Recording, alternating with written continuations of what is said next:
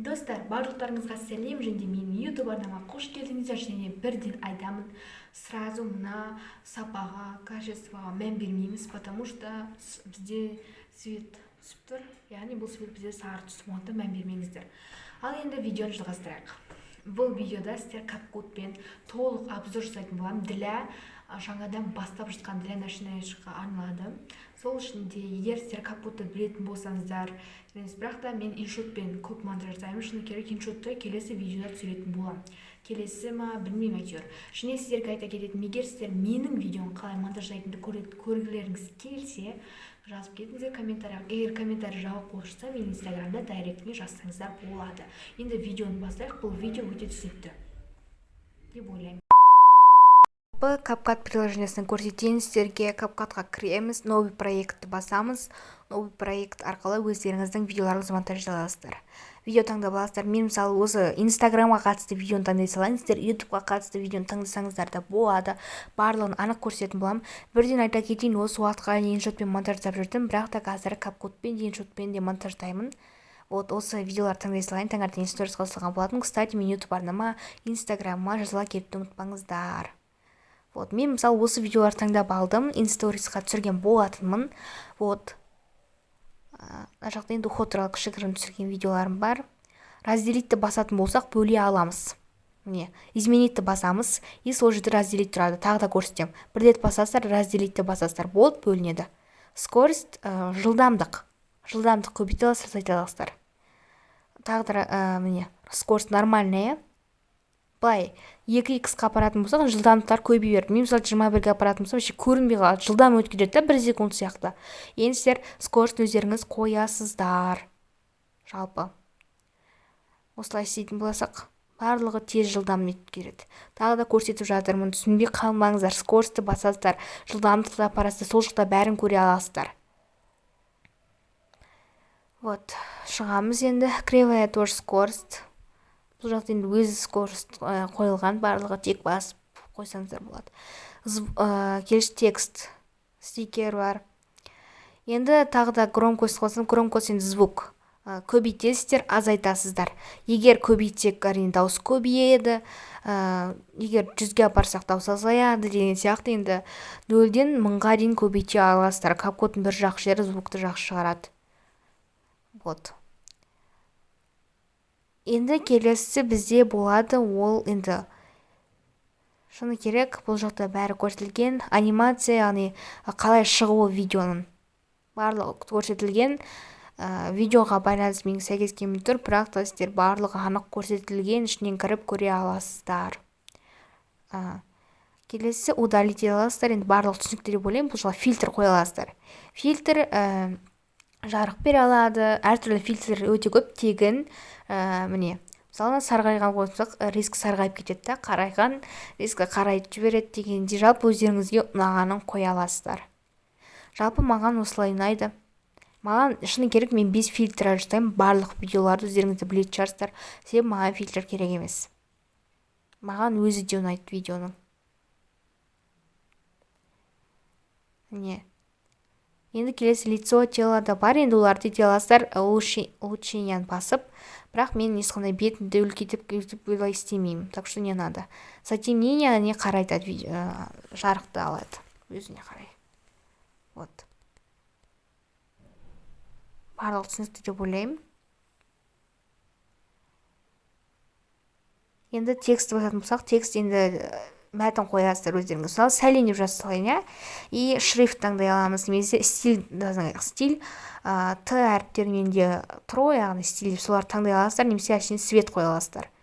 Әртүрлі светтер бар. Тағы бір жазсаңыздар, олар жирный курс бар, тени, барлығы размер, символ, строк, барлығы анық көрсетілген. Өздеріңіз үлкейтіп, видео монтаждау барысында үйреніп аласыздар. Әрбір нәрсені, мысалы есеп шығарамасаңыздар, есепті шығару арқылы үйреніп кете аласыздар. Сол сияқты ғой. Стильге басып таңдап аласыздар, астына жылжысаңыздар. И эффект, яғни бұлар текст жазылған. Әртүрлі осылай сіздерге өзі таңдап береді, сіздер тек текст жасаңыздар болды. Ұнаған тыңдайсыздар, тегіндер өте көп. Мен мысалы қазір таңдайтын болсам, мен көбінесе сторисқа қоятыным, жоқ бұл емес, көбінесе бірақ осы тексттерден қолданамын, шыны керек. Вот осыны қолданамын негізі көбінесе. Фразы. Бұл жақта текстті сізді осы фразаға салып көрсетіп береді жалпы. Мына жақта мәтін кішкене семей жатыр, потому что мен кішкене размер үлкейтіп жібердім. Бірақ кішірейтуге болады. Жалпы сіздерге көрсетіп жатырмын. Өте оңай монтаждап, ютубқа да осылай монтаждасаңдар болады. Бірақ та ең алдымен инстаграмға монтаждап үйреніп алыңыздар, сосын ютубқа монтаждайсыздар. Енді бірінші инстаграмға деген оңай болады. Истористі монтаждап үйреніп алыңыздар осылай. Егер білмейтіндер болса, для начинающих дейді ғой, бастауыштарға жаңадан. Вот. Енді фразада өте көп өздеріңіз таңдап аласыздар. Келесі анимация. Анимацияда бағана айтқандай шығу. Текст қалай шығады. Сосын мәтінді осылай кішірейтіп үлкейте аласыздар. Ары бері былай бұрап. Мәтінді ұстап, бұрап. Вот. Қайтадан текст жазамын. Сіздерге анимацияны көрсететін боламын. Міне сәлеметсіз деп жасалайын. Анимацияны басатын болсақ, тоже шығады. Мәтін қалай шығады. Осы эффект таңдай салайық. Анимация. Осылай шығады анимация. Вот, егер мынаны басатын болсақ, жанынан шығады, алдынан шығады, немесе тізбек келіп шығады. Жалпы осылай өздеріңіз таңдап аласыздар. Анимация өте көп, көбінесе тегін тағы айта кетейін. Стикер, енді стикер түсінікті деп ойлаймын. Стикер дегеніміз кәдімгенді смайликтер әртүрлі заттар барлығы анық көрсетілген деп ойлаймын бұл жақта. Енді осы стикерлерді таңдап алатын болсам, осылай қоя аламын. Әртүрлі жағына, әрбір жағына осыны басатын болсақ, мен сіздерге негізі осылардан қоямын, көбінесе тіркелу деген белгі. Вот лайктың видеолары бар, барлықтарын қоя аласыздар. Енді өздеріңіздің фантазияларыңызға байланысты, видеоларыңызға байланысты. Громкость дауыс бағана айткен, дауысты азайта аласыздар, көбейте аласыздар. Мені дауысын өшіріп тастадым, мысалы мен осылай шығады. Енді қазір мына видео сәйкес келмей тұр, просто кішкене әдемілеп видео түсірген көрсетеміз. Мынау керек емес, әрше осылай бастайық. Енді келесі эффекті видео. Видеоға эффект қоя аласыздар. Мысалы жүректі қоятын болсақ, жүректер шығады. Енді әртүрлі шыны керек. И мына жақта кішкене артына мән бермей қойыңыз, артқы фон бәріне қызық деп па. Сол мен мысалы разделить етіп қиып тастаймын, обрезка жасап. Вот осылай қию үшін видеоны басып алдыға қарай жылжытасыздар. Көрсетіліп тұр. Обрезка жасай аласыздар яғни. Немесе разделитті басып, сосын удалить ете аласыздар. Енді барлығы түсінікті деп ойлаймын. Скоростьмен жылдамдатасыздар, громкость, дауыс көтеру, дауысын көтеру, эффект видео барлығы түсінікті деп ойлаймын. Формат, келесі фильтр. Яғни бағана айтып кеткенде фильтр, видеоға фильтр қоя аласыздар. Тағы да түсіндіре кетейін. Еда фильмнің фильтрлары болады, табиғаттың фильтрлері бар. Енді белый чайды қойғанымызда осындай фильтр шығады менде. Ал исходный, яғни бұл формат. Формат 16:9 ютубтікі шыны керек. 9:16 инстаграмдікі, соларды қоя аласыздар. 16:9 ютубтікі, егер сіздер соны таңдайтын болсаңыздар. Инстаграмдікі исходный менде қойсаңыздар болады. Форматты басасыздар ол үшін. Келесі яркость. Яғни жарық береді. Жарықты көбейте аласыздар, контраст ете аласыздар. Барлығы түсінікті бұл жақта. Енді өздеріңіздің видеоларыңызға байланысты. Бірақ та мен ешқашан жарық қоспаймын. Сен менде бәрі дайын тұр. Фильтрді басасыздар, сол жерде настроить деп тұрады. Настройта яркость шығады. Вот, енді барлығы түсінікті. Келесі 1080 деп тұр ғой, жағында соны бассаңыздар качество шығады. 720 или в общем әртүрлі качестволар шығады.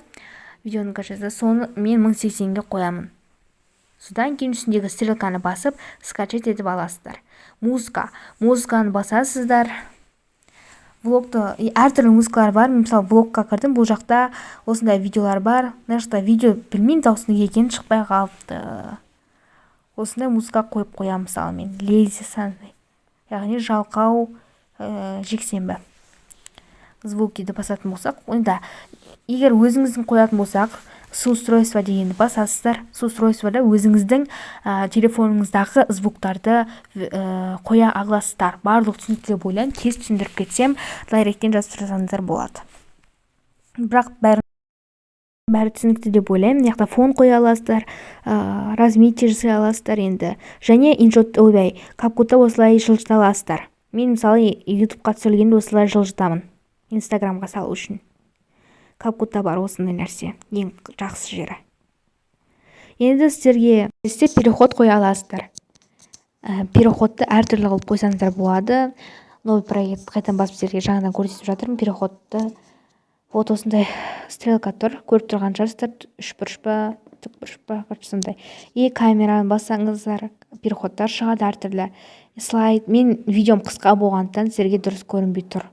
Мысалы слайдты басып көрсетейін, сол жаққа сіздерге анық көрсетеді. Бірақ көбінесе өзім слайд қолданып аламын. Егер мен өзім видеоны қалай монтаждайтынымды көргілеріңіз келсе, комментарияға жазып, немесе дайректке жазып кетіңіздер. Мен міндетті түрде оқитын боламын.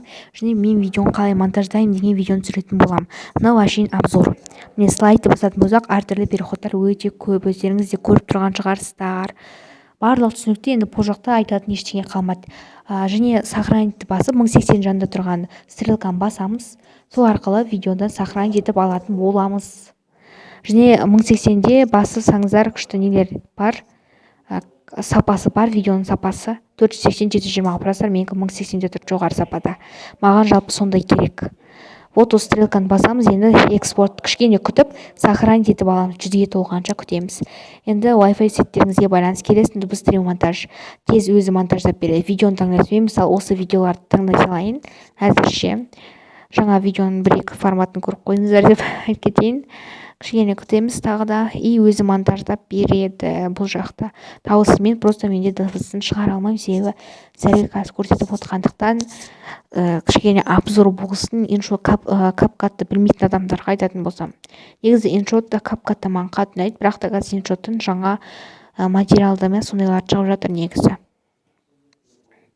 Сол үшін осылай енді быстрее монтаж, экспорт басатын болсақ тоже монтаждап береді, барлығы түсінікті деп ойлаймын. Әртүрлісін таңдай аласыздар. Осымен обзор аяқталды.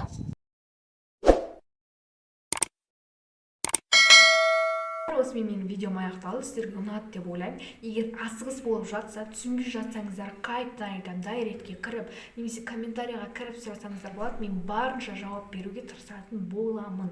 Осымен менің видеом аяқталды. Ұнаса лайк басып, арнама тіркеліп кетіңіздер. Және келесі видео, егер сіздер сұрап жатсаңыздар, әрине мен қалай видео монтаждаймын, сол туралы болады. Және осы видео ұнады деген сенімдемін. Всем пока.